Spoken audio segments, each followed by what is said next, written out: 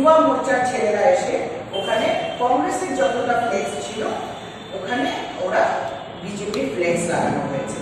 এখন আমি যখন চিঠি লিখেছি সিইও কে, উনি আমাকে বলছেন আপনি প্রুফ দিন।